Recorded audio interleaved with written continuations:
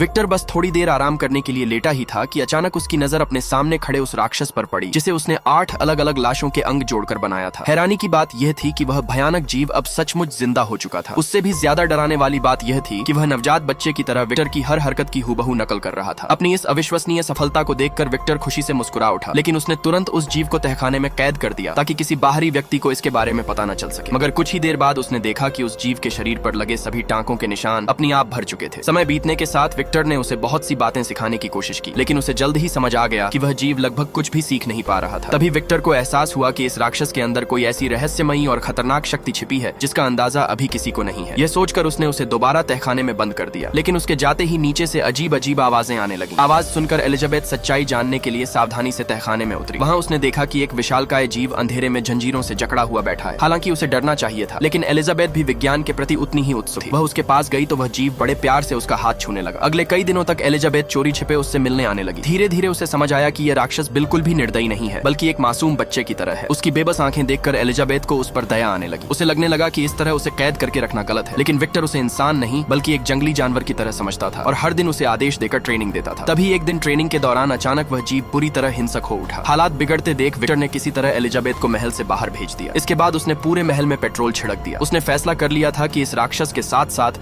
अपनी पूरी गलती को हमेशा के लिए आग में जला देगा। कुछ ही पलों में तहखाना आग की लपटों से घिर गया और विक्टर बिना पीछे देखे वहां से निकल गया। लेकिन कुछ दूर जाते ही उसका मन बदल गया। उसे अपने बनाए उस जीव पर पछतावा होने लगा और वह उसे बचाने के लिए वापस लौटना चाहता था। तभी अचानक एक जोरदार धमाका हुआ और पूरा महल हवा में उड़ गया। विक्टर को लगा कि उसके साथ वह राक्षस भी खत्म हो चुका है, लेकिन उसने उसकी असली ताकत को बहुत कम आंका था। विस्फोट के बाद वह जीव पहले से भी ज्यादा शक्तिशाली होकर उठा। उसने एक झटके में अपनी जंजीरें तोड़ दी और सीधे नदी में छलांग लगा दी। तेज बहाव उसे दूर किनारे तक बहाकर ले गया। ये पहली बार था जब वह बाहरी दुनिया में आया था। उसके लिए हर चीज बिल्कुल नई थी। 2 देखने के लिए कमेंट में यश लिखें।